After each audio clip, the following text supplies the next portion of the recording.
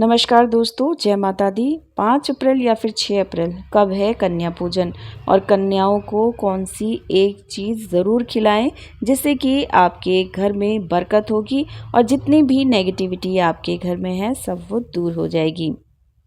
तो चैत्र नवरात्रे चल रहे हैं और इस दौरान साधक माता रानी के 9 रूपों की पूजा अलग अलग दिन करते हैं और कठिन व्रत भी रखते हैं। इसके अलावा चैत्र नवरात्र में कन्या पूजन का भी बड़ा महत्व है।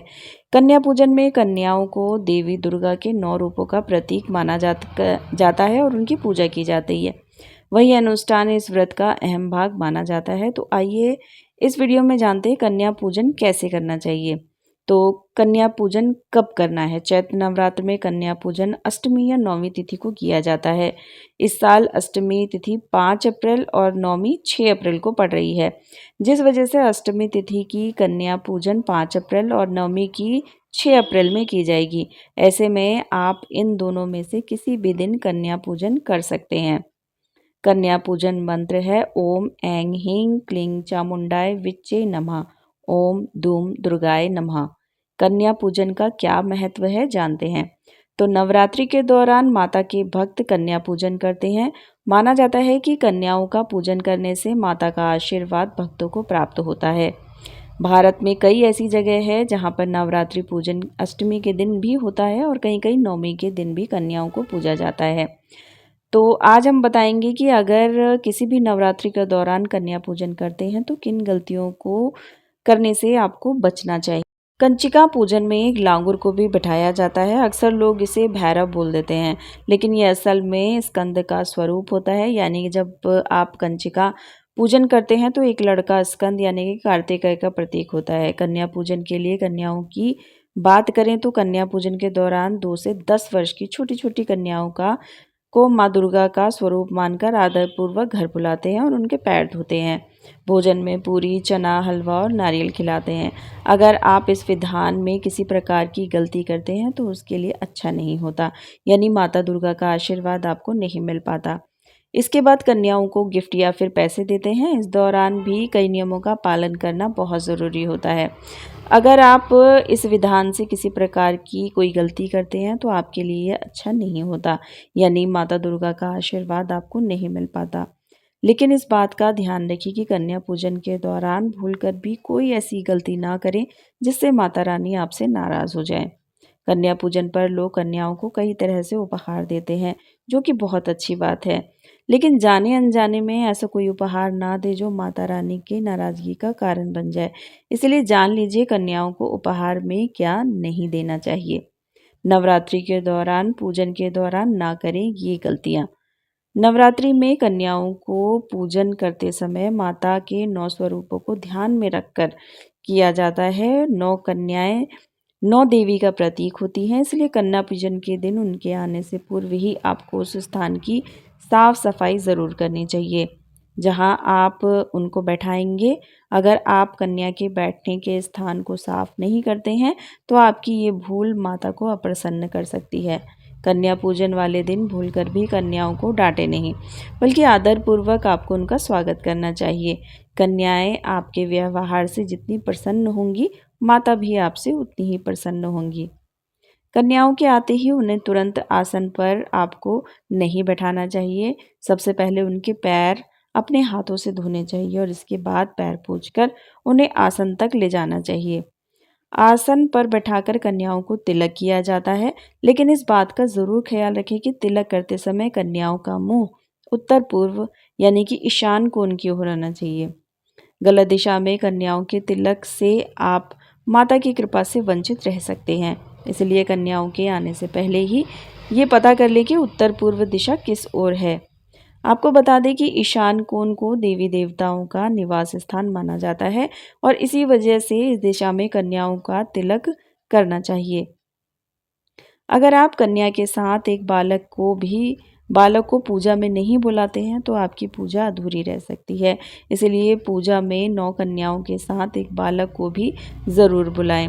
बालक को भैरव का रूप माना जाता है। भोजन के बाद अगर आप सामर्थ्य के अनुसार कन्याओं को दक्षिणा नहीं देते तो कन्या पूजा अधूरी रह जाती है। इसीलिए कन्या पूजन के बाद आपको अपने सामर्थ्य के अनुसार दक्षिणा भी कन्याओं के हाथ में अवश्य रखनी चाहिए। कन्या पूजन में कन्याओं के पैर छूकर आशीर्वाद लिया जाता है, इसीलिए ख्याल रखें कि कोई कन्या आपके पैर ना छुए।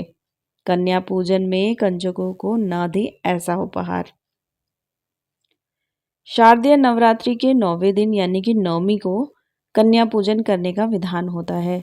इस दौरान कंजकों को भोजन कराने के बाद उपहार दिए जाते हैं। यहाँ पर कंजकों के लिए उपहार चुनते समय हमें कई बातों का ध्यान रखना बहुत ज़रूरी है। इस दौरान गलती बिल्कुल भी नहीं होनी चाहिए। तो चलिए जान लेते हैं क्या हुआ बातें। नंबर 1 पे है, कन्या पूजन के दौरान कन्याओं को उपहार में धातु भेंट नहीं करनी चाहिए, यानी भूलकर भी बर्तन या प्लास्टिक की चीज़ें उपहार में नहीं देनी चाहिए। नंबर 2 पर कन्या पूजन के बाद कंजकों को उपहार में कांच की या फिर कोई भी नुकीली वस्तुएं नहीं देनी चाहिए। नंबर 3 पर माता का स्वरूप होती है कन्या, इसलिए लाल रंग की चुनरी या कपड़े उपहार में देना चाहिए। गलती से भी काले रंग के या काले रंग का रुमाल भेंट नहीं करना चाहिए। नंबर 4 पे है, कन्याओं को भोजन कराने के दौरान यह बात ध्यान रखें कि सीधे भोजन कराने के बजाय पहले उनके पैर धोएं, तिलक लगाएं और फिर आसन पर बैठाकर भोजन परोसें। नंबर 5 है, भोजन बनाने के दौरान खाने में लहसुन प्याज का इस्तेमाल नहीं होना चाहिए। नंबर 6, कन्याएं जितनी छोटी होती हैं उतना ही उनका आदर करना चाहिए और उन्हें प्यार से खिलाना। नंबर 7 पर कन्याओं को भोजन और उपहार आदि देने के बाद पैर छूने का नियम होता है, भूलना नहीं चाहिए, माता दुर्गा नाराज हो सकती हैं। नंबर 8 पर कन्याओं को विदा करने के बाद तुरंत ही घर की साफ सफाई ना करें, इस दौरान थोड़ा रुकना चाहिए। इन गलतियों से भी बचें। तो जान लेते हैं क्या हैं वो गलतियां। कन्याओं को घर आते ही सीधे भोजन कराने के बजाय पहले उनके पैर धोएं, तिलक लगाएं और फिर आसन बिछाएं। कन्याओं के भोजन में लहसुन प्याज युक्त चीज़ें ना खिलाकर केवल हलवा, पूरी, चना और नारियल ही खिलाएं। छोटी कन्याएं जितना खा पाएं उन्हें आदरपूर्वक उतना ही खिलाना चाहिए। बिना पैर छुए कन्याओं को भूलकर भी विदा ना करें, इससे मां दुर्गा आपसे नाराज हो सकती हैं। कन्याओं को विदा करने के बाद तुरंत ही घर की साफ सफाई ना करें। देवी पूजन के बाद परिवार ग्रहण करे प्रसाद। कन्या पूजन के बाद सबसे पहले सारे परिवार को बचे हुए मधुपरक का सेवन करना चाहिए। इसके बाद ही जो कलश आपने नवरात्र में अपने मंदिर में रखा है उसके जल को पूरे घर में छिड़क देना चाहिए। साथ ही कलश पर रखे हुए नारियल के जल को पूरे परिवार को प्रसाद समझकर या प्रसाद की तरह ही उसे ग्रहण करना चाहिए। बरसेगी धन लक्ष्मी। अगर कोई कन्या आपको सिक्का दे जाए या कलश में सिक्का गिर जाए तो ये बहुत ही शुभ संकेत होता है। ऐसा अगर हो तो आप इसे बिना किसी के जिक्र किए हुए तुरंत लाल कपड़े में बांधकर अपने गले में या फिर आपकी तिजोरी में उसे रख लें। तो दोस्तों, उम्मीद है कि आप सभी को ये वीडियो पसंद आई होगी। पसंद आई है तो प्लीज़ वीडियो को लाइक और चैनल को सब्सक्राइब ज़रूर कीजिएगा। ये तमाम जानकारी जन रुचि को ध्यान में रखकर दी जा रही है। ज्योतिष और धर्म के उपायों और सलाहों को अपनी आस्था और विश्वास पर ही आजमाएं। कंटेंट का उद्देश्य आपको मात्र बेहतर सलाह देना है। इस संदर्भ में हम किसी प्रकार का कोई भी दावा नहीं करते हैं। वीडियो देखने के लिए आपका बहुत बहुत धन्यवाद।